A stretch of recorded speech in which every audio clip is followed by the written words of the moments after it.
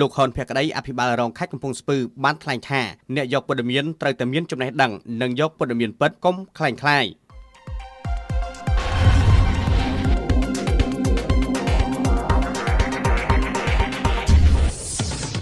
ខេត្តកំពង់ស្ពឺអភិបាលរងខេត្តកំពង់ស្ពឺលោកហ៊ុនភក្តីបានថ្លែងថាអ្នកសារព័ត៌មាននិងអង្គភាពសារព័ត៌មានត្រូវចាត់វិធានការឲ្យបានម៉ឺងម៉ាត់ដើម្បីពង្រឹងគុណភាពព័ត៌មាននិងត្រូវផលិតមាតិកាដែលគួរឲ្យទាក់ទាញមានភាពពាក់ព័ន្ធការពិតសម្រាប់បម្រើប្រយោជន៍សាធារណៈពីព្រោះស្ថាប័នព័ត៌មានមានតួនាទីសំខាន់ក្នុងការលុបបំបាត់ដំណឹងខ្លាំងៗនិងព័ត៌មានមិនពិត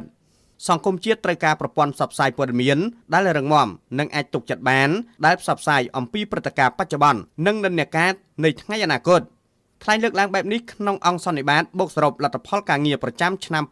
2022និងលើកទិសដៅឆ្នាំ2023របស់មន្ទីរព័ត៌មានខេត្តកំពង់ស្ពឺថ្ងៃទី20ខែកុម្ភៈឆ្នាំ2023លោកហ៊ុនភក្តីបានថ្លែងគូបញ្ជាក់ថានៅសម័យអ៊ីនធឺណិតមានការរីកចម្រើនខ្លាំងអ្នកកាសែតទាំងអស់គឺទាមទារឲ្យមានចំណេះដឹងគ្រប់គ្រាន់ដើម្បីតាមដានពិនិត្យធ្វើការសម្រេចផ្សេងៗធ្វើជាមូលដ្ឋានត្រិះរិះពិចារណាលើប្រភពព័ត៌មាន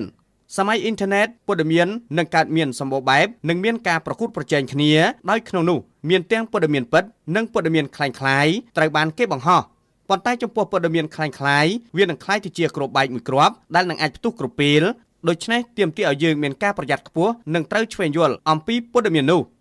អភិបាលរងខេត្តកំពង់ស្ពឺលោកហ៊ុនភក្តីបានលើកឡើងបន្ថែមថាមន្ត្រីព័ត៌មានត្រូវឆ្វេងយល់អំពីដំណឹងស្រាវជ្រាវប្រភពដំណឹងគឺជាការសំខាន់បំផុតហើយដំណឹងត្រូវឲ្យមានការប្រតិក្រឡាគ្នាហើយចំពោះព័ត៌មានคล้ายៗព័ត៌មានក្លែងបន្លំយើងអាចបន្សាបបាននៅពេលណាយើងយកព័ត៌មានពិតមកបន្សាបដោយដែលក្រសួងតែងតែណែនាំគ្រប់មន្ត្រីព័ត៌មានគឺត្រូវតែប្រតិកម្មឲ្យបានរហ័សបំផុតពិសេសនៅពេលជិតដល់បោះឆ្នោតព័ត៌មានคล้ายៗនឹងត្រូវគេបង្កើតឡើងច្រើនដើម្បីបំពុលឬកេងចំណេញអ្វីមួយដូច្នេះវិធីបន្សាបដំណឹងคล้ายៗរបស់អ្នកសារព័ត៌មានគឺត្រូវយកដំណឹងពិតព័ត៌មានពិតទៅចុះផ្សាយដើម្បីបន្សាបព័ត៌មានคล้ายៗទាំងនោះតែត្រូវធ្វើយ៉ាងណាឲ្យលឿនរហ័សទាន់ពេលវេលាឲ្យសមនឹងពាក្យថាព័ត៌មានក្តៅ hot news